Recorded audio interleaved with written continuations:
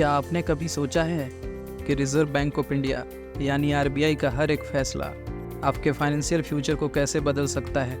एक छोटा सा इंटरेस्ट रेट चेंज और आपकी ईएमआई बदल जाती है।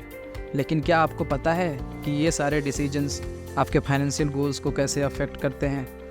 आज इस वीडियो में हम डिकोड करेंगे कि आरबीआई की पॉलिसीज़ आपके फाइनेंशियल प्लानिंग में क्या रोल निभाती है। ये वीडियो आपके लिए इम्पोर्टेंट इंसाइट्स लेके आया है जिससे आप इन्फॉर्म्ड फाइनेंशियल डिसीजंस ले सकें। तो बने रहिए हमारे साथ, क्योंकि ये वीडियो आपके फाइनेंशियल सक्सेस की ओर पहला कदम हो सकता है। तो सबसे पहले जानते हैं कि आरबीआई असल में करता क्या है। रिज़र्व बैंक ऑफ इंडिया हमारी इकोनॉमी की चाबी है। आरबीआई की मेन रिस्पॉन्सिबिलिटी होती है इन्फ्लेशन कंट्रोल करना और इकोनॉमिक स्टेबिलिटी को बनाए रखना। अगर ये सब थोड़ा बोरिंग लग रहा हो तो सोचिए कि आरबीआई एक रेफरी की तरह है जो एक फुटबॉल गेम को फेयर रखने की कोशिश कर रहा है। लेकिन यहाँ गेम आपका पैसा है और स्टेक्स काफ़ी हाई हैं। जब आरबीआई इंटरेस्ट रेट्स बढ़ाता या घटाता है, इसका मतलब ये है कि आपके लोन्स और सेविंग्स का फ्यूचर बदल सकता है। चाहे आपकी पर्सनल लोन की ईएमआई हो या आपका फिक्स डिपॉजिट का रिटर्न, सब कुछ आरबीआई की एक पॉलिसी चेंज से प्रभावित होता है। ये पॉलिसीज सिर्फ बड़े फाइनेंशियल इंस्टीट्यूशंस पर असर नहीं डालती। अगर आप अपने पैसों को सही से मैनेज करना चाहते हैं तो आपको इन आरबीआई डिसीजंस को समझना होगा। अब अगले पॉइंट में जानते हैं कि इंटरेस्ट रेट में बदलाव कैसे आपका बजट बदल सकता है।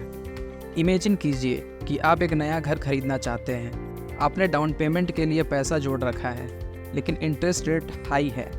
आरबीआई अगर इंटरेस्ट रेट्स कम कर दे तो ईएमआई कम हो सकती है और आपका ड्रीम होम एफोर्डेबल हो जाता है। जब आरबीआई रेपो रेट घटाता है, बैंक भी अपने इंटरेस्ट रेट्स कम कर सकते हैं, जिससे आपकी ईएमआई भी कम हो जाती है। और जब इंटरेस्ट रेट्स बढ़ते हैं तो आपकी ईएमआई में भी हाइक आ सकता है। सोच कर देखिए, एक छोटा सा रेट चेंज आपके मंथली बजट को कैसे बदल सकता है। लेकिन सिर्फ लोन्स ही नहीं, सेविंग्स पर भी इसका असर होता है।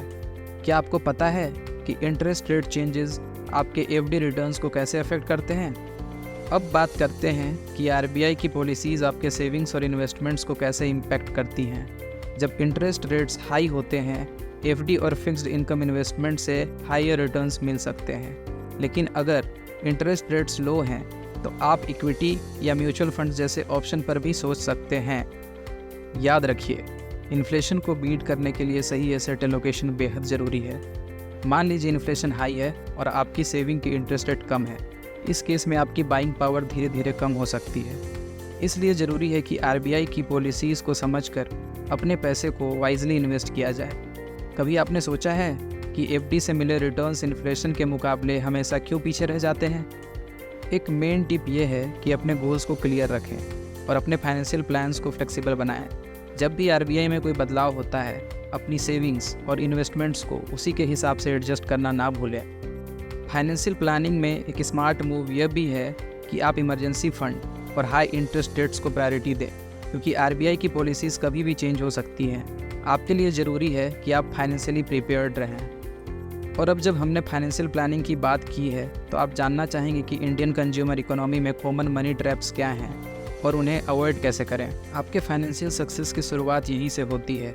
अगर आपको ये इंसाइट्स वैल्यूएबल लगे हों तो हमारे अगले वीडियो पर ज़रूर जाइए, जहां हम 5 कॉमन मनी ट्रैप्स पर बात करेंगे और आपको फाइनेंशियली सिक्योर फ्यूचर के लिए और भी इंसाइट्स देंगे। लिंक एंड स्क्रीन पर है। जल्दी से देखिए और अपने फ्यूचर को फाइनेंशियली सिक्योर बनाइए।